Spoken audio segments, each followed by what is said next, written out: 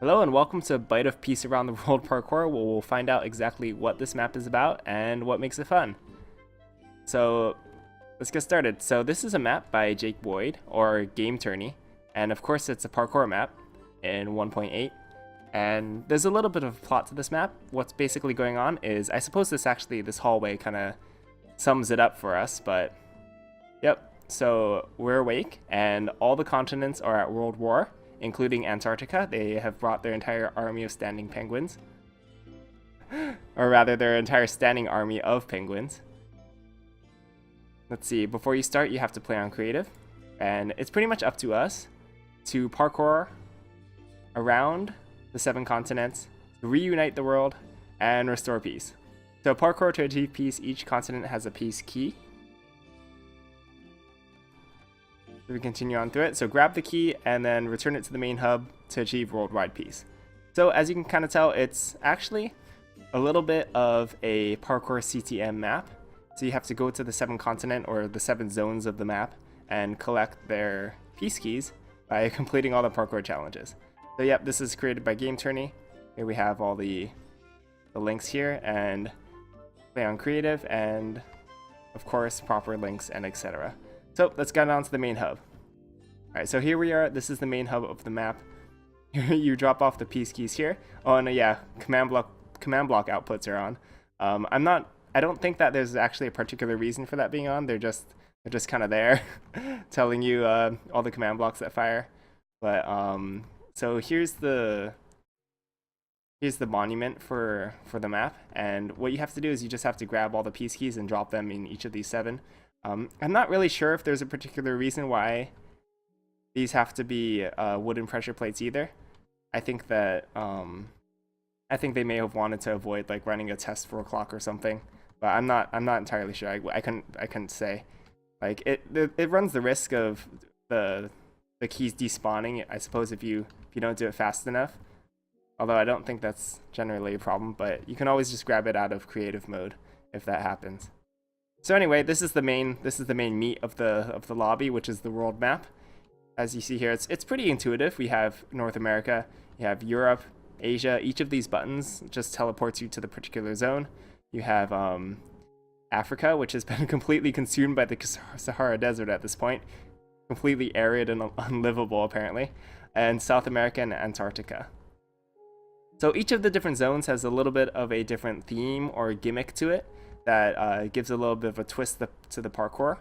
Let's actually check out Europe right now. Here, of course, I'm still on creative mode, so if I wanted to, I could just like literally fly up and skip the whole zone. Of course, that would defeat the purpose of the map. So let's just get going. Welcome to Europe. It's time to get going. That's like a funny pun. We're like in a clock tower. It's actually a little bit hard to tell when you're all the way down here. But, I mean, if you associate Europe with like the Big Ben and stuff, then I guess it kind of makes sense. You can kind of see the clock faces from down here, but yeah, let's get going. Check out the parkour. So most of the parkour from here is like, I think it's pretty standard, like ladder parkour and just pretty normal skill testing jumps. Of course, I'm like fumbling on like the very first ladder parkour there is. Yikes, I always have trouble with these. But that actually brings us to probably the first thing I wanted to talk about right now, which is actually just being in creative mode. I know that a lot of parkour maps have like they set up like fixed checkpoints around the areas, or they like set up like no checkpoints at all and you have to redo the whole map.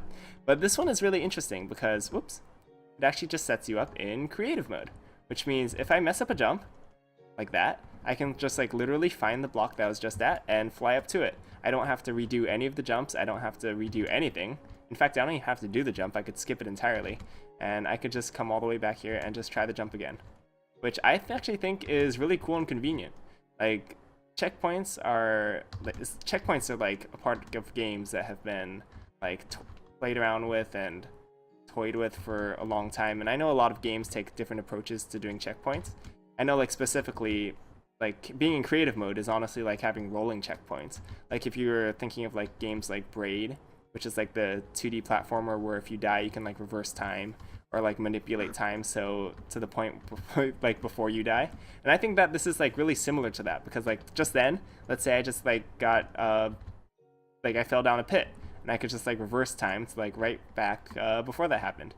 And I think that actually takes like a lot of the frustration out of parkour out, because honestly, I don't know about most players, but honestly, I don't feel like that frustrated by missing a jump. I feel frustrated because I have to like repeat and like take the laborious, like boring time to get back to that same jump, you know? And I still feel good if I achieve that jump.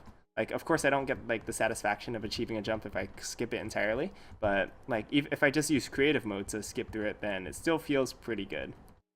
And let's see, I just think that I just think that that's like a pretty cool part of this map, just being in creative mode.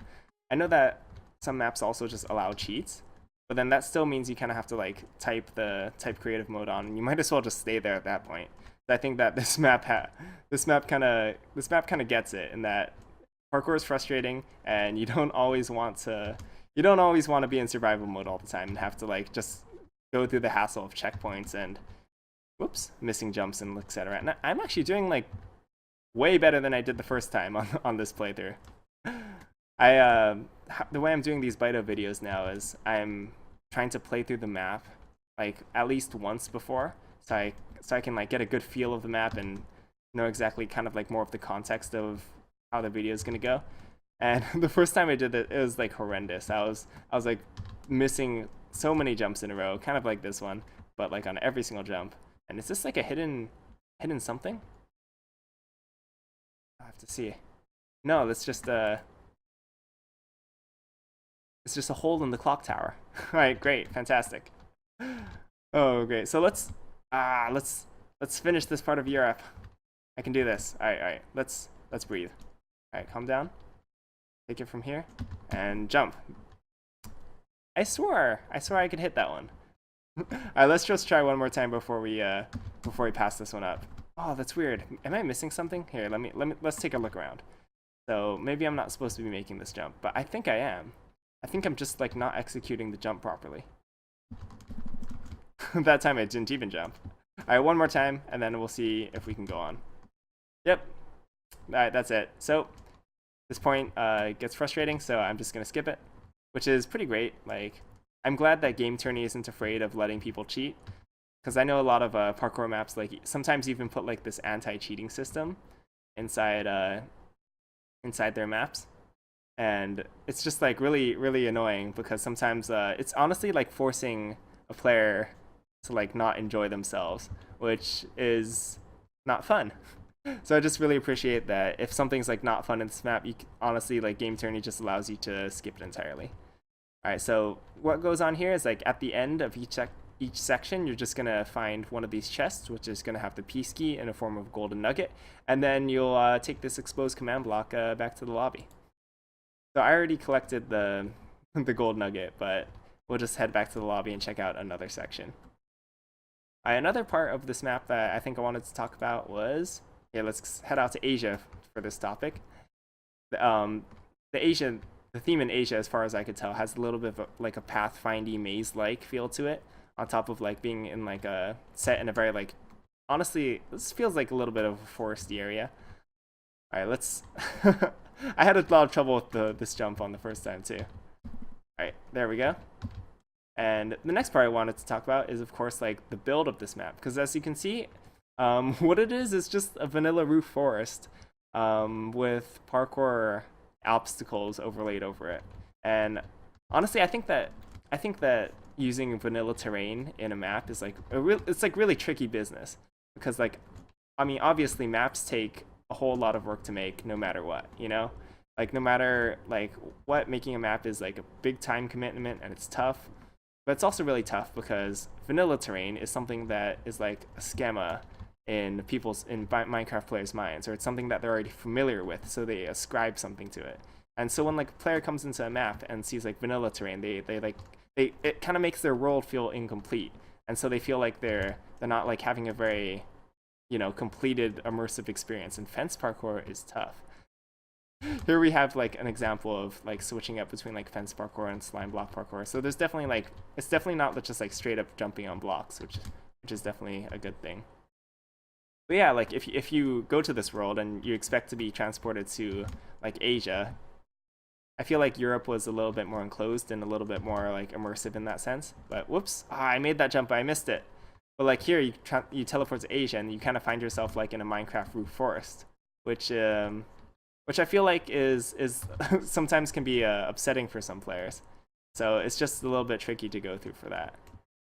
So I think that's all like that's the main points that I was going to talk about in this map, and the rest of it is just pretty classic parkour, as you can see here. And being in creative mode is just so nice. I might just skip this part because I'm just failing miserably on it. Hey, look, I made it. But that's what I get. That's what I get. But anyway, there's actually one more thing I wanted to talk about before I suppose wrapping up the video, is that there are like specific points in maps or in custom maps for, what am I talking about? There are specific functions, I suppose, where vanilla terrain would work inside custom maps. And I think one of the main ones is to be used as like background like world fillers, I suppose, of maps. I know that this map like has the vanilla terrain like really on the foreground, but vanilla terrain like works really well to like complete worlds, make worlds feel really complete. It's a lot better than there being nothing there in like a background of a scene. Like say, let me give you a better example once I pass this. Like if